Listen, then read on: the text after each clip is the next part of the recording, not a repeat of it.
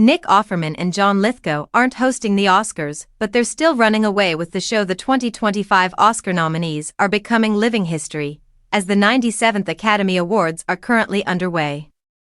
In a similar manner, Conan O'Brien's first hosting gig during this golden spectacle is making quite the mark through his unique brand of comedy. However, while the late-night vet may be the master of ceremonies, fellow NBC graduates Nick Offerman and John Lithgow have owned their own pieces of the night with their deadpan wit.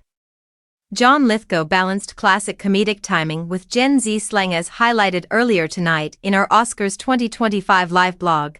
Mr. Lithgow was on hand to present the award for Best Costume Design. A well-deserved win for Tazewell on behalf of Wicked's Flashy Threads.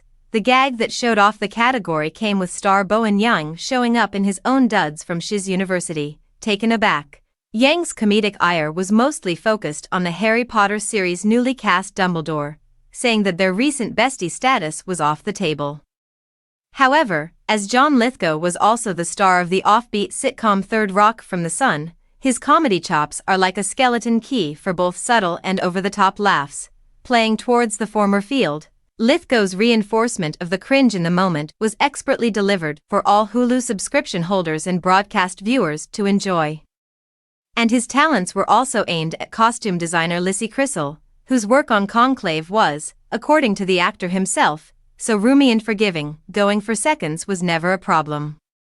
Not to mention, Conan's threat of John Lithgow's not angry, but slightly disappointed face cutting off long speeches was another moment of joy. Even without saying a word, the award-winning talent was able to give the show a huge boost in such an early inning.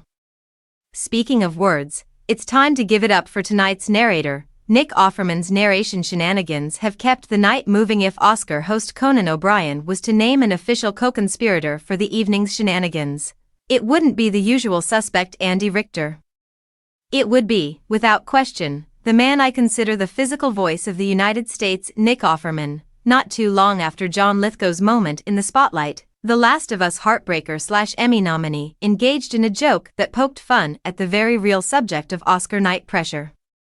Seeing as the butt of the joke was O'Brien himself, the authority of Parks and Rec's resident problem child made an obvious joke something truly awesome.